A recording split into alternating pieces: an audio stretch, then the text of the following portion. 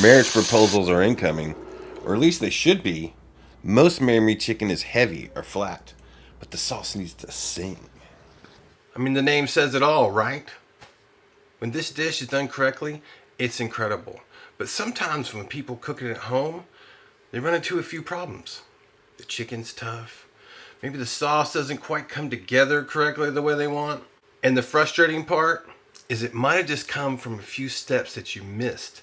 They didn't seem that important in the cook, but they affect the outcome in a really big way. So today we are building MeChicken from scratch. Let me show you how. Start with chicken thighs or breasts. Season them well with Lucky Cajun Black Label. Then give them a light dredge of flour or sprinkle some on. This step might seem small, but it affects how the dish tastes and how the sauce comes together later. You'll see why once the sauce starts building. Make sure you season and flour both sides of your chicken. In a hot skillet, add extra virgin olive oil. Let the chicken sear undisturbed until it develops a deep golden crust. That browning is where a lot of the flavor in this dish starts. Once both sides are golden, pull the chicken out of the pan. Reserve on a plate. Do your next batch.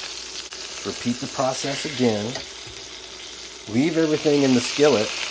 We're about to build the sauce right on top of it. Alright, pan is nice and hot. We're adding red chili flakes. We kind of want to let this go for a minute. Infuse the flavor into the olive oil. Stir it up. We're going to add fresh chopped garlic. Mix it in. This is where the sauce gets its punch. It happens really fast, so be ready to move. Adding in chicken stock. Adding in heavy cream. Then we're going to add in sun-dried tomatoes and fresh oregano. We're going to bring this up to a simmer and bring all the flavors together. We're adding our chicken back in. It's going to finish cooking it and help it get tender. Remember that flour dredge from earlier? That's thickening up the sauce now. We're going to add a little white wine. Fresh grated Parmesan cheese. This is something you can't miss. This is super important.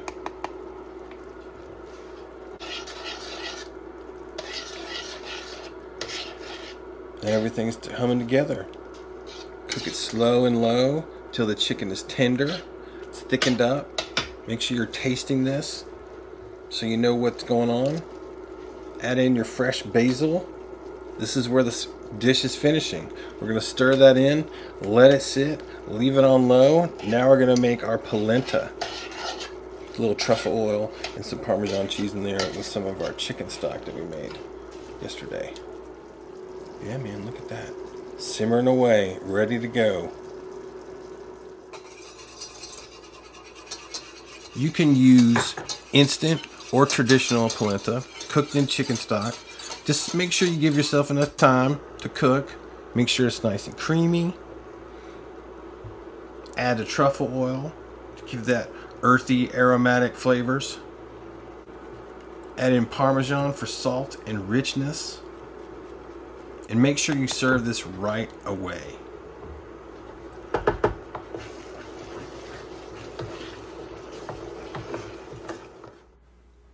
And this is where it all comes together. This is where you start getting proposals.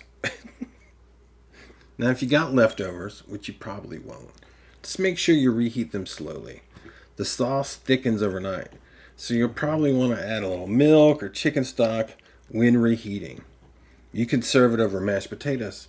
You could serve it over pasta. You could mix it in with that pasta and bake it. You could slice the chicken, put it on focaccia bread, add a little bit of sauce and some extra cheese and toast it for lunch. The recipe, blog, seasonings, and tools used in this video are all listed in the video description below.